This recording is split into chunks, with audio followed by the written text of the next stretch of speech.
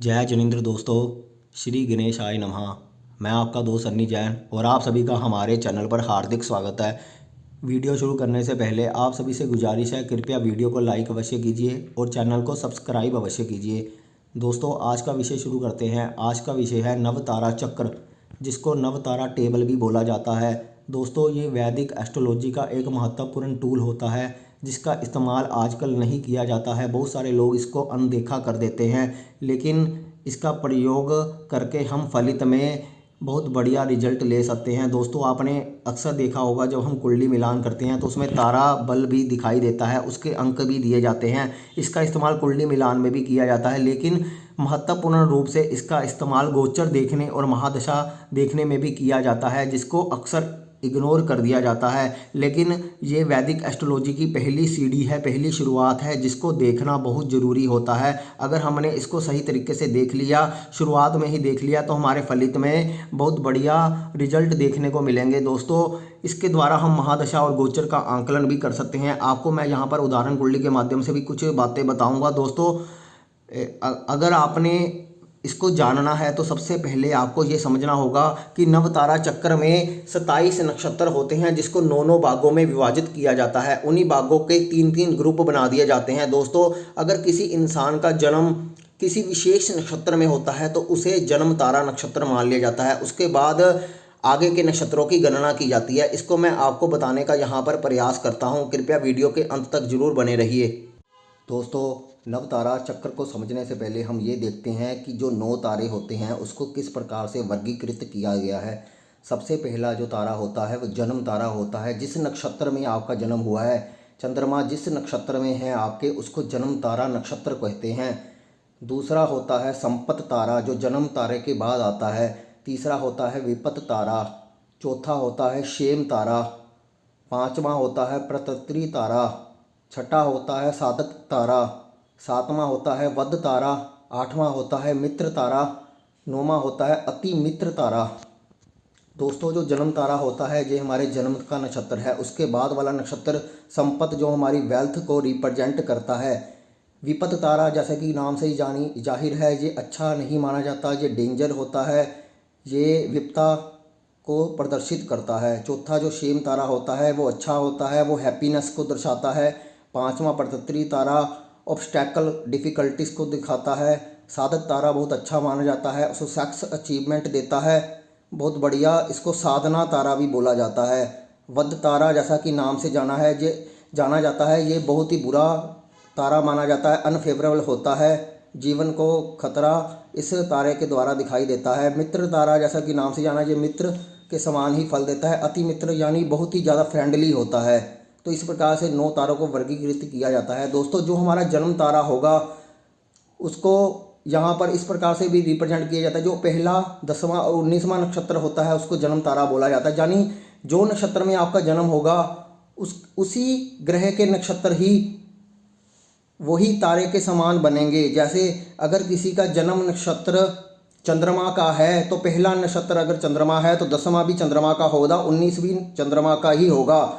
जैसे किसी का रोहिणी नक्षत्र है तो उसके बाद 10वां नक्षत्र आएगा हस्त नक्षत्र, 19वां नक्षत्र आएगा श्रवण नक्षत्र। तो इस प्रकार से जो तारा आपका जन्म तारा बनेगा उसी के ही अगले 2 नक्षत्र उसी में ही होंगे। तो ऐसे ऐसे अगले अगले नक्षत्र की हम गणना करेंगे। जैसे किसी का जन्म रोहिणी नक्षत्र में होता है, वो जन्म तारा बन गया। उसका अगला नक्षत्र, जो चंद्रमा के अगला नक्षत्र होता है, वो मंगल का होता है, यानी मंगल संपत तारा बन जाएगा। और राहु का नक्षत्र मंगल के बाद आता है तो वो विपत तारा बन जाएगा। राहु के बाद गुरु का आता है तो वो शेम तारा बन जाएगा। गुरु के बाद शनि का आता है तो वो प्रतत्री तारा बन जाएगा। शनि के बाद बुध का आता है तो वो साधक बन जाएगा। बुध के बाद केतु का आता है तो वध बन जाएगा। केतु के बाद शुक्र का आता है तो वो मित्र बन जाएगा। और उसके बाद सूर्य का आता है जो अति मित्र बन जाएगा। ऐसे ही पहला नक्षत्र आपको देखना है कि आपका चंद्रमा किस नक्षत्र में है, उसी को आधार बनाकर आप आगे आगे बढ़ते जाओ। जैसे मैंने यहाँ पर चंद्रमा का उदाहरण दिया है, हो सकता है आपका जो चंद्रमा है वो राहु के नक्षत्र में हो तो आपका जो जन्म तारा बन जाएगा वो राहु का बन जाएगा, और संपत तारा आपका गुरु का बन जाएगा, क्योंकि राहु के बाद गुरु का नक्षत्र आता है।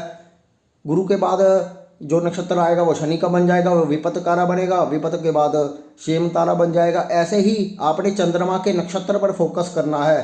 जो आपका चंद्रमा जिस नक्षत्र में होगा वहीं आपका जन्म तारा होगा दोस्तों। उस प्रकार से इसको कैलकुलेट किया जाएगा। इसके अलग अलग यहाँ पे भाग बांट दिए गए हैं। जैसे हर नक्षत्र के 3-3 मैंने वहाँ पर बताए हैं कि जन्म तारा 1, 10, 19, संपत्ति तारा 2, 11, 20 ये उनके नक्षत्र होंगे, यानी उसका दूसरा नक्षत्र वहाँ पर पड़ेगा। तो इस प्रकार से आप समझ गए होंगे कि नव तारा चक्र को किस प्रकार से यहाँ पर कैलकुलेट करना है दोस्तों। इसका इस्तेमाल कैसे किया जाता है वे भी आपको बताने का यहाँ पर प्रयास करते हैं। पहले नव तारा चक्र तो आपको यहाँ पर समझना जरूरी है कि यहाँ पर इस बोर्ड के माध्यम से मैंने जो आपको बताया है, उम्मीद करता हूँ इसको आपने अच्छे से समझ लिया होगा। दोस्तों हमने नव तारा चक्र को अच्छी तरह से समझ लिया, हमने 9 तारों के बारे में अच्छे तरीके से जान लिया। अब हम इसको गोचर में देखेंगे कि गोचर में इसका इस्तेमाल कैसे होता है। दोस्तों अगर आपका चंद्रमा सूर्य के नक्षत्र में है, सूर्य के 3 नक्षत्र होते हैं, किसी भी सूर्य के नक्षत्र में अगर आपका चंद्रमा है तो उसको जन्म तारा मान लिया जाएगा। यहाँ पर मैं बता रहा हूँ कि अगर आपका चंद्रमा सूर्य के नक्षत्र में है तो 21 फरवरी 2021 को चंद्रमा गोचर में मृगशिरा नक्षत्र में गोचर कर रहा है, जो मंगल का नक्षत्र है। अगर आपका चंद्रमा सूर्य के नक्षत्र में है जो जन्म तारा है, तो जन्म तारा से तीसरा नक्षत्र पड़ेगा मंगल का। पहला नक्षत्र हो गया सूर्य का जो जन्म तारा है, दूसरा नक्षत्र हो गया चंद्रमा का जो संपत्ति तारा बनेगा, चंद्रमा के बाद आएगा मंगल का जो विपत्ति तारा बनेगा। यानी 21 फरवरी 2021 को चंद्रमा मृगशिरा नक्षत्र में गोचर कर रहा है, जो विपत्ति तारा के रूप में आपको यहाँ पर दिखाई दे रहा है। अगर आपका चंद्रमा सूर्य के नक्षत्र में है तो चंद्रमा मृगशिरा नक्षत्र में विपत्ति तारे में होगा। आप देखोगे कि उस दिन 21 फरवरी 2021 को चंद्रमा राहु के साथ युति करके भी बैठा है और विपत्ति तारा में भी आ रहा है। जिस प्रकार से चंद्रमा उस दिन काफ़ी पीड़ा में रहेगा, काफ़ी खराब स्थिति में रहेगा, इसलिए उस दिन चंद्रमा का गोचर आपके लिए बिल्कुल भी अच्छा नहीं है, जो आपके लिए काफ़ी नुकसान की स्थिति बनाएगा, आपके सभी कार्यों को बिगाड़ेगा। तो यहाँ पर आप इस प्रकार से दे सकते हो कि चंद्रमा का दिन, उस दिन चंद्रमा आपका कौन से तारे में पड़ रहा है, आपका उस दिन कैसा जाने वाला है, तो यहाँ पर चंद्रमा के माध्यम से आपको पता चलेगा। ये तो मैंने आपको चंद्रमा का बताया है, लेकिन आप किसी भी ग्रह का देख सकते हो। अगर आपको गुरु का देखना है कि गुरु किस नक्षत्र में गोचर कर रहा है, तो आप देखिए कि उस दिन गुरु किस नक्षत्र में गोचर कर रहा है, वो चंद्रमा से कौन से तारे में आ रहा है, तो यहाँ पर भी आप कैलकुलेट कर सकते हो। यहाँ पर मैंने आपको चंद्रमा सूर्य के नक्षत्र में बताया है, हो सकता है आपका चंद्रमा राहु के नक्षत्र में हो, या आपका नक्षत्र में चंद्रमा के ही नक्षत्र में हो, तो फिर मृगशिरा नक्षत्र जो आएगा वो संपत्ति तारा में आएगा, क्योंकि चंद्रमा से दूसरा नक्षत्र मृगशिरा पड़ेगा, इसलिए चंद्रमा वालों के लिए वो ठीक रहेगा। लेकिन सूर्य के नक्षत्र वालों के लिए मृगशिरा नक्षत्र 21 फरवरी 2021 को खराब रहेगा, क्योंकि वो तीसरा नक्षत्र है सूर्य से। तो इस प्रकार से आपको गोचर में इसका इस्तेमाल करना है। दोस्तों ये तो था बात गोचर की, लेकिन अब हम एक महत्वपूर्ण कुंडली पर आपको बताते हैं कि इसको महादशा में कैसे प्रयोग करना है। ये बहुत ही महत्वपूर्ण टूल है, जो वो आपको बहुत इंटरेस्टिंग भी लगेगा और इसके रिजल्ट भी काफ़ी बढ़िया आते हैं। दोस्तों हमने गोचर की बात कर ली, अब हम नरेंद्र मोदी जी की जन्म कुंडली पर इसको अप्लाई करके आपको बताते हैं। दोस्तों नरेंद्र मोदी जी की जो जन्म कुंडली है 17 सितंबर 1949 की है। आप में से बहुत ज़्यादा लोग हैरान हो रहे होंगे कि ये 1949 की जन्म कुंडली कैसे हो गई। दोस्तों ये है नरेंद्र मोदी जी की असली जन्म कुंडली। कुछ लोग 17 सितंबर 1950 को वृश्चिक लगन की जन्म कुंडली भी मानते हैं, लेकिन वो हमारे यहाँ पर विवाद का विषय नहीं है। यहाँ पर मैं तुला लगन की कुंडली मानता हूँ, जो नरेंद्र मोदी जी की बिल्कुल असली कुंडली है, जो बहुत कम लोग जानते हैं। दोस्तों यहाँ पर नरेंद्र मोदी जी की जो कुंडली है आपको मैं दोनों तरीक़ों से बता दूंगा, इसलिए यहाँ पर कंट्रोवर्सी की कोई बात नहीं है। आपका मुख्य विषय इस चीज़ को समझना है कि इसका इस्तेमाल कैसे होता है।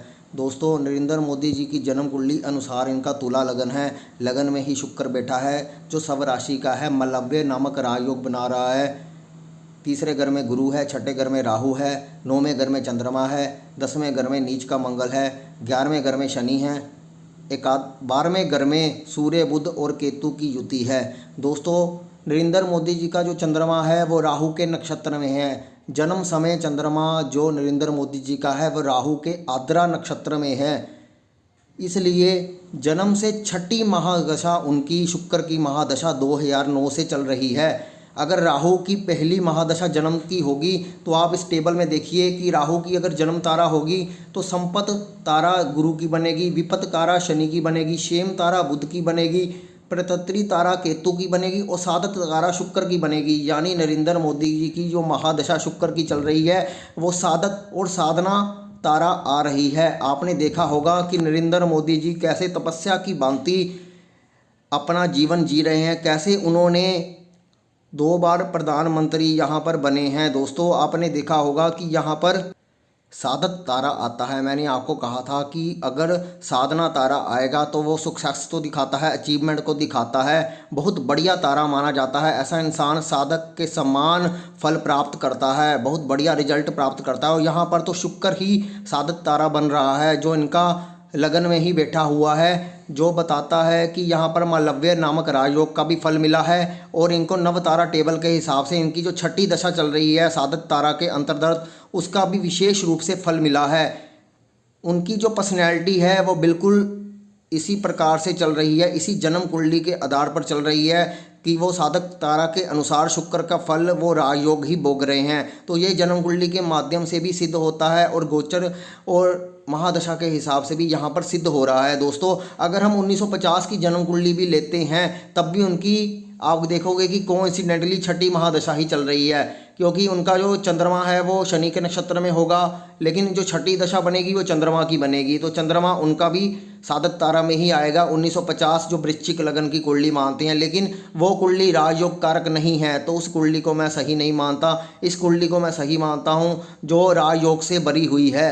जो शुक्र की महादशा जो राजयोग देना चाहिए वो इसी महादशा में सिद्ध होता है, जिसने नरेंद्र मोदी जी को एक ऐसे वक्ता के तौर पर खड़ा किया है। मतलब जो उनकी पर्सनैलिटी है इसी कुंडली से मैच कर रही है। शुक्र की महादशा मलव्य नामक राजयोग नवतारा टेबल में साधक की भूमिका आप निभा रहे हैं। वो आपने देखा होगा कि उनको देखकर भी ऐसा लगता है कि वो कोई साधना में लीन है, जो वो बोलते हैं वो बात को सिद्ध भी करते हैं। तो नरेंद्र मोदी जी की जन्म कुंडली में हमें विशेष रूप से इसी जन्म कुंडली के द्वारा सही प्रतीक हो रहा है। तो इस जन्म कुंडली में भी हमने आपको बताया कि चंद्रमा राहु के नक्षत्र में है और शुक्र की महादशा छठी महादशा पड़ रही है। तो नवतारा टेबल के हिसाब से ये राजयोग भोग रहे हैं।